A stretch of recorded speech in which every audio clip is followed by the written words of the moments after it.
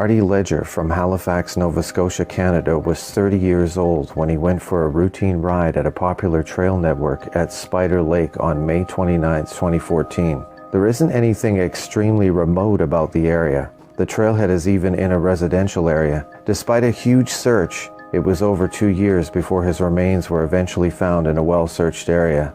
Later that day, RCMP received the call that he was missing at 8:40 p.m. after he failed to show up back at home in Halifax at 4 p.m.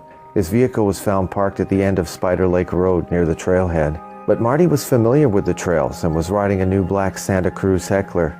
The Royal Canadian Mounted Police mounted a search that included nearly 500 people. Volunteers, dogs, and helicopters searched a search zone that was nearly 60 square miles. The search for Marty Leger was one of the largest in Canadian history and involved a search and rescue teams from Halifax and Eastern Shore, Joint Task Force Atlantic Halifax Regional Police, and the Department of Natural Resources. 250 members of the military have joined the search. Volunteers said they scoured through thick shrubs and even scaled 9-meter cliffs. RCMP Corporal Scott McRae said some searchers suffered injuries due to the difficult terrain. He said crews were exhausted. Nothing was found. No sign of the bike or Marty. Then, in October 2016, there was a grisly discovery by a hunter in thick undergrowth. He found human remains near a bike trail in a rocky landscape not far from Spider Lake.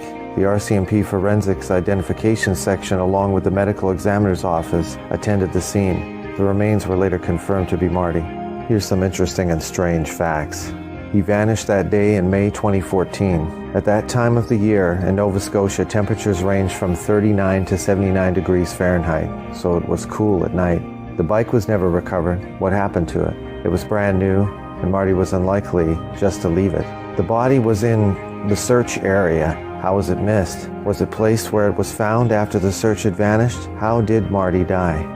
The autopsy report wasn't able to say. Perhaps hypothermia as temperatures dropped rapidly into the 30s in Nova Scotia in May, and he was lightly dressed for cycling. Was he hit by a car or murdered? Did he have a bike accident? If so, where was the bike? What happened to Marty Leger? Was he hit by a vehicle? Did he get lost and die of hypothermia? Marty had only ridden the area on one time previously, and it's not believed that he intended to ride very far. He brought a map, but it was found in the car, so perhaps he was comfortable enough with his intended route without it. The area is bordered on the side with a highway, but all other directions are dense wooded areas. Marcel also added something else very important. My best guess is that he got off the trail and got lost. Once he realized he was lost, he found the nearest dirt road and tried to follow that until he hit a highway or neighborhood. He likely went as far as he could and tried to sleep it off and go back at it in the morning. My guess is that he tried hard to get out and covered a lot of ground, but unfortunately, that likely put him out of the radius they were searching. It was cold that night, and he was wearing shorts and t-shirts, so I'm thinking he went to bed and hypothermia set in and he simply didn't wake up. He was found within the search area, so clearly it would have been very possible for them to simply not see Marty or his bike. They had a lot of people searching, but it only takes one person to miss him and then cross off that area.